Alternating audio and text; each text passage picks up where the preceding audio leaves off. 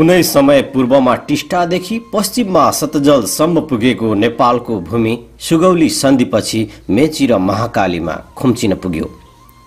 हाम्रा पिता पुर्खाहरूले रगत पसिना बगाएर बनाएको ठूलो नेपाललाई भारतले यति बेला केही हिस्सा उपनिवेशको रूपमा भोग चलन गरिरहेको छ। दर्शकबिन, आजको यो भिडियोमा तपाईहरू समक्ष हामी सुगौली सन्धिको वास्तविकता, नेपालले आखिर किन विवश भयो सुगौली सन्धि गर्न र अहिलेको अवस्थामा यो खारेज हुन पर्छ कि पर्दैन भन्ने विषयको विशेष सामग्री आजको श्रृङ्खलामा तपाईहरू समक्ष प्रस्तुत गर्दैछौँ। यो सामग्रीलाई अन्त्यसम्म हेरिदिनुहोला र धेरै नेपालीहरूमाझ सेयर गरेर पुर्याइदिनुहोला। नेपाल पुनः एकीकरणको क्रममा थियो। पृथ्वीनारायण शाहपछि उनका छोरा बहादुर शाहले पुनः एकीकरणलाई निरन्तरता दिए। भक्ति थापा, अमरसिंह थापा, बलभद्र कुँवर जस्ता योद्धाहरूको यसमा महत्त्वपूर्ण योगदान रह्यो। भक्ति, अमरसिंह र बलभद्रहरूको सामूहिक नेतृत्वमा नेपालको सिमाना पश्चिममा सतजल पारी काङ्गडासम्म पुग्यो। काङ्गडाका राजा संसार चन्द ज्यान जोगाउन काङ्गडाको मानव निर्मित किल्लामा गएर लुके। काङ्गडाको किल्ला अहिलेसम्म देखिए भेटिए मध्येको अभेद्य किल्ला पनि हो। त्यसलाई गोर्खालीहरूले त्यो समयमा भेदन गर्न सकेनन्, त्यहाँ भित्र पस्न सकेनन्। लामो समयसम्म किल्लामा लुकेका संसार चन्द एक दिन किसानको भेष धारण गरेर गोर्खालीहरूलाई झुक्याउँदै पन्जाब केसरी रणजित सिंहको शरणमा पुगे।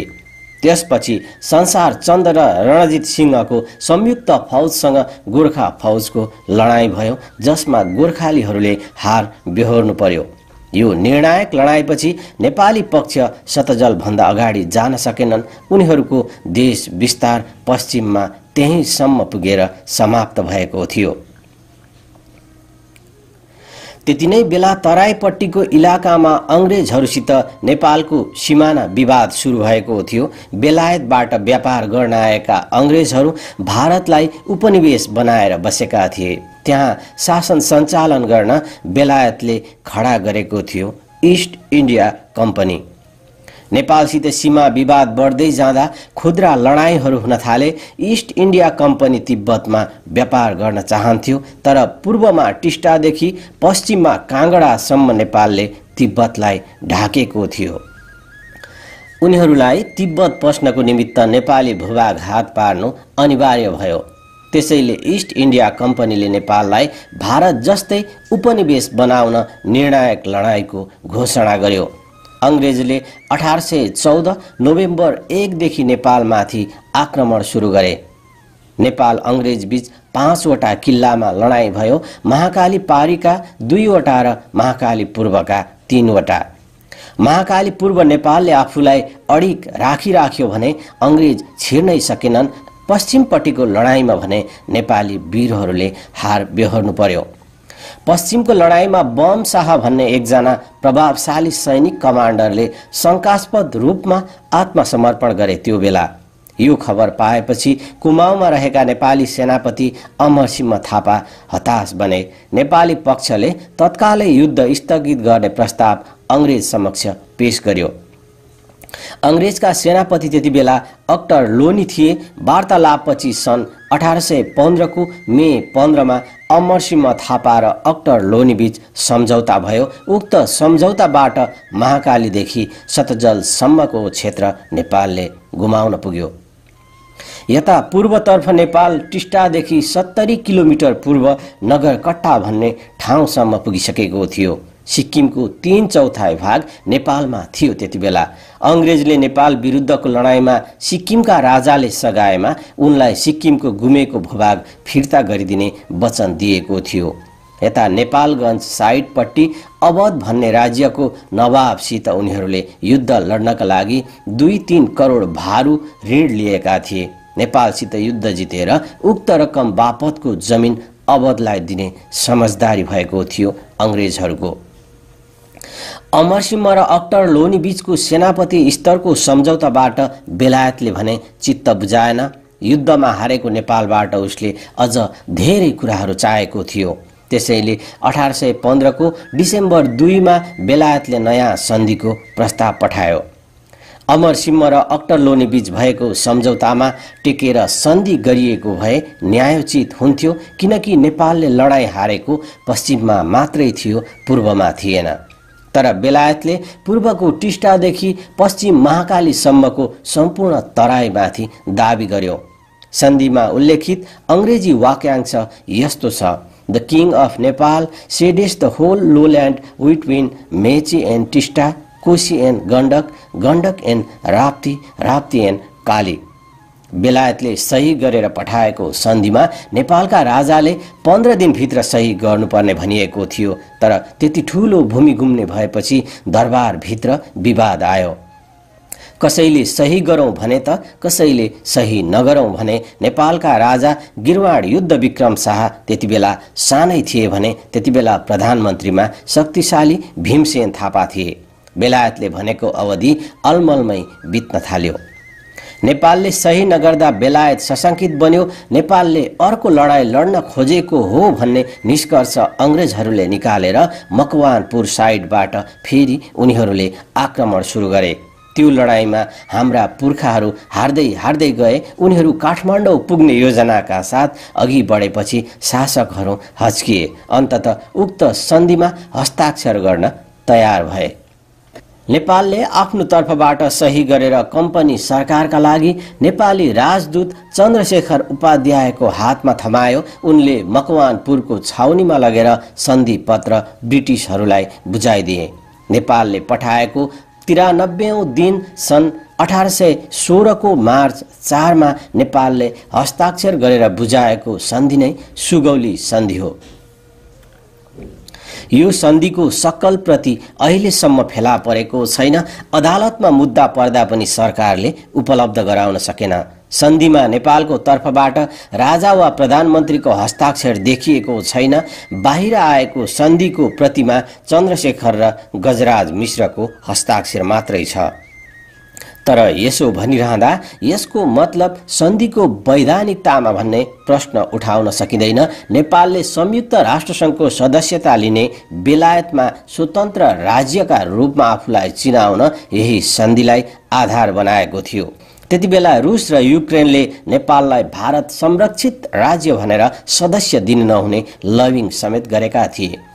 त्यसपछि राष्ट्रसङ्घले नेपाललाई पत्र पठाएर स्वतन्त्र राज्य भएको प्रमाण देऊ भन्यो। यसको जवाफमा नेपालले अंग्रेजसित द्विपक्षीय युद्ध भएको र स्वतन्त्र राष्ट्रको हैसियतमा तेस्रो पक्षको संलग्नता बिना सन्धि गरेर टुङ्ग्याएको भन्दै सुगौली सन्धिको कपी पठाइदिएको पाइन्छ। सुगौली सन्धिका कतिपय ठाउँमा बेलायत सरकार र कतिपय ठाउँमा इस्ट इन्डिया कम्पनी भनेर लेखिएको छ।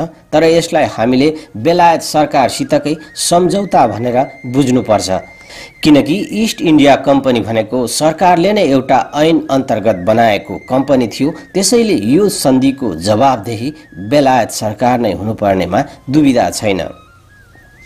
नेपाललाई अहिलेसम्म बिजाइरहने एउटा दुखान्त परिघटना लिन सकिन्छ। सुगौली सन्धिलाई पूर्वमा नेपालको टाउको छिनाए जत्तिकै भयो भने पश्चिममा पनि नेपालको घुँडासम्म काटिए जत्तिकै अपाङ्ग बन्यो हाम्रो देश। सुगौली सन्धिमा गुमाएको मध्य तराईको ठूलो हिस्सा पछि नेपालले फिर्ता पायो। नेपालसित युद्ध गर्दा गोर्खालीहरूको बहादुरीबाट भित्रैदेखि डराएका थिए ब्रिटिसहरू। नेपाल र बेलायतको युद्धमा ठूलो असमानता थियो। हाम्रा 12,000 सेनाहरू थिए भने उनीहरूका 52,000।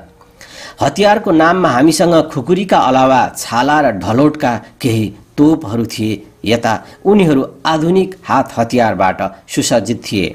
यसका बावजुद गोर्खालीले झण्डै 1 वर्षसम्म युद्ध लडेका थिए। युद्ध जिते पनि सम्भवतः बेलायतले ठान्यो भविष्यमा कुनै पनि बेला वीर गोर्खालीहरूले यो पराजयको बदला लिनेछन्। अर्को कुरा, गोर्खालीलाई हातमा लिन सकेमा साम्राज्य विस्तारमा ठूलो सघाउ पुग्ने उनीहरूको आकलन रह्यो। यही आशयले नै सुगौली सन्धिको एउटा धारामा नेपालीहरू ब्रिटिस आर्मीमा भर्ना हुन सक्नेछन् भनिएको छ। यिनै दुवै कारणले हुन सक्छ बेलायतले नेपालसित सम्बन्ध सुधार गर्न चाह्यो र यसैका निम्ति उसले पठायो कोशीदेखि राप्तीसम्मको तराई फिर्ता गर्ने प्रस्ताव। सन् 1816 को डिसेम्बर 8 मा नेपालको ठूलो जमिन गुमेकोमा दुख मनाउ समेत गरी टोपलेर पठाएको प्रस्ताव स्वीकार गर्दै नेपालका राजाले 3 दिनपछि 11 तारिखमा स्वीकार उक्तिसहित जवाब पठाए। तत्पश्चात त्यतिबेला आफूसँग भएको आफ्नो देशमा नेपाल चित्त बुझाएर बसिरहेको थियो। सन् 1857 मा भारतको लखनऊमा अंग्रेज उपनिवेश विरुद्ध भारतीय सिपाहीहरूले विद्रोह सुरु गरे। भारतीयहरू यसलाई स्वतन्त्रताका लागि भएको पहिलो लडाईँका रूपमा पनि लिने गर्दछन्। ब्रिटिस सेनामा रहेका भारतीय नागरिकले गरेको विद्रोह दबाउन अंग्रेजलाई हम्मे पर्यो। राणा प्रधानमन्त्री जंगबहादुरले सुरुमै विद्रोह दबाउन आफूले सहयोग गर्ने प्रस्ताव ब्रिटिसहरू समक्ष गरेका थिए, तर ब्रिटिसहरू त्यतिबेला मानेनन्। केही नलागेपछि उनीहरूले आफै जंगबहादुरलाई गुहार मागे। जंगबहादुरले गोर्खा सैनिकहरूलाई लगेर लखनऊको सिपाही विद्रोहलाई दमन गरिदिए। यसबाट अंग्रेजहरू प्रसन्न भएर सोधे, यसको बदलामा तपाईं के चाहनुहुन्छ? जंगबहादुरले तुरुन्तै जवाब फर्काए, म गुमेको भूभाग चाहन्छु। सुरुमा सकारात्मक जवाब दिए पनि पछि उनीहरूले 4वटा किल्ला मात्रै फिर्ता गरे, बाँके, बर्दिया, कैलाली र कञ्चनपुर। यस विषयमा 1860 मा अर्को सन्धि भयो। यसरी बल्ल हालको नक्सा अनुसार मेचीदेखि महाकालीसम्मको नेपाल तयार भएको हो, जसलाई यति बेला पनि हामी वीर गोर्खालीहरूको देश भनेर गर्वका साथ भन्ने गर्दछौं। नेपाल विस्तार हुँदा यसको क्षेत्रफल 2,04,917 वर्ग किलोमिटर थियो भने अहिलेको क्षेत्रफल 1,47,181 वर्ग किलोमिटर छ। पछि फिर्ता आएको बाहेक सुगौली सन्धिबाट हामीले झण्डै 60,000 वर्ग किलोमिटर माटो गुमायो, जसलाई भारतले यति बेला उपनिवेशको रूपमा उपभोग गरिरहेको छ। त्यो हाम्रै जमिन थियो। हामीले अंग्रेजहरूसँग हारेको जमिन थियो। हामीले अंग्रेजहरूसँग सन्धि गरेको जमिन थियो। तर जब अंग्रेजले छोडेर गयो, उक्त जमिन भारतले आफ्नो कब्जामा लिएर भोग चलन गरिरहेको छ, उपनिवेश बनाइरहेको छ। दर्शकवृन्द, आजको यो भिडियोमा तपाईहरु समक्ष हामीले सुगौली सन्धिको वास्तविकता, नेपालीहरूको हार र कसरी अहिलेको नेपाल कायम भयो र हामीले नेपाली भनेर गर्व गरिरहेका छौं भन्ने विषयको यो सामग्री प्रस्तुत गर्यौं। यो सामग्रीलाई धेरै भन्दा धेरै नेपालीहरूमाझ पुर्याइदिनु होला। धेरै नेपालीहरूलाई चासो छ सुगौली सन्धि के हो, यो कसरी भयो, कसरी नेपालले हार बेहोरेर आफ्नो यति ठूलो क्षेत्रफलमा पुर्खाहरूले फैलाएको जमिन आज यति सानो भएको छ। यो विषयको चर्चा र यो विषयको शोध अनि उत्सुकता धेरै नेपालीहरूमा छ। त्यसैले पनि यो भिडियोलाई शेयर गरेर सबैमाझ पुर्याइदिनु होला। हामी अर्को श्रृंखलामा नेपालको यस्तै ऐतिहासिक भिडियो लिएर तपाईहरु समक्ष उपस्थित हुनेछौं। अहिलेको लागि बिदा चाहन्छौं। हवस् त, नमस्कार।